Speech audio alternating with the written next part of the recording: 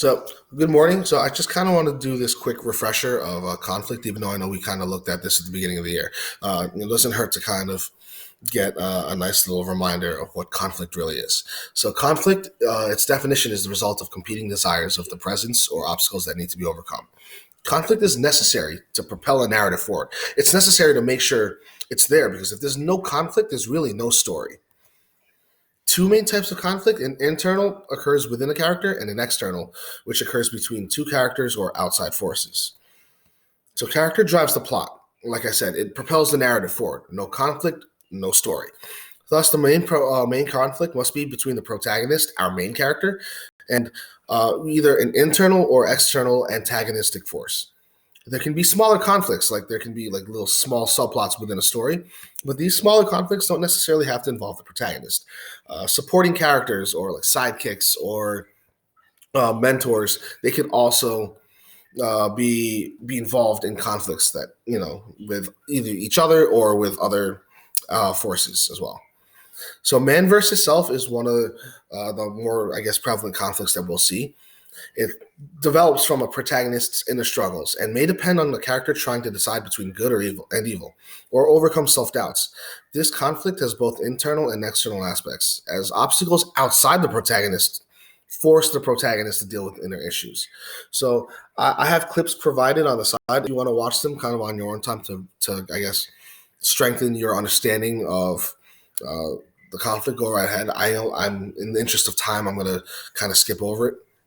But another thing I want to point out with man versus self is that when you are identifying man versus self, you're not going to put Hamlet versus himself. You're going to put Hamlet versus what he's actually struggling with again. So Hamlet against his desire to kill somebody, or Hamlet against his doubt that he can rule a kingdom. So that's what you would put realistically instead of just Hamlet versus him.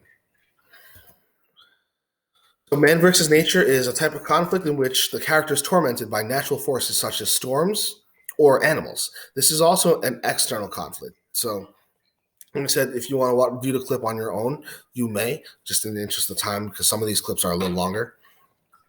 Another thing I want to add in with nature is that it's also if the character is against their environment as well. So if a character is stuck on a deserted island, that would be man versus nature as well, because they are stuck in this very isolated piece of environment.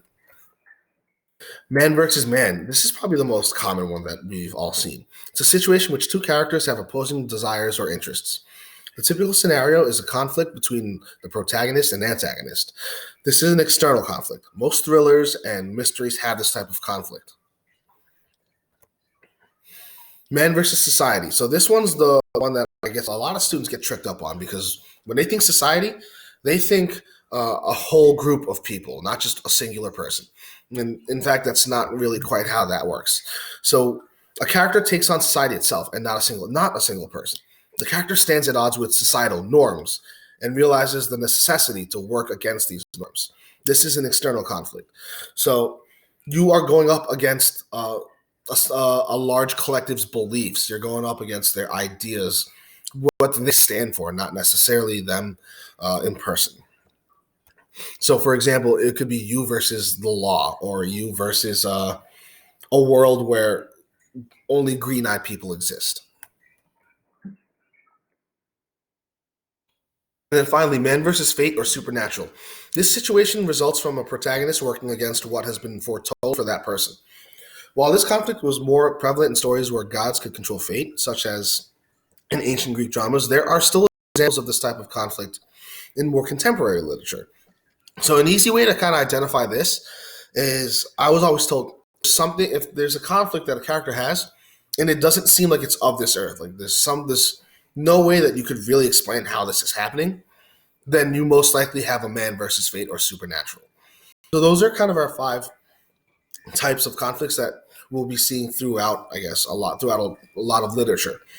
So one thing that you might notice if you view these clips is that you might see that one clip that's representing one conflict, it might also have touches of another conflict.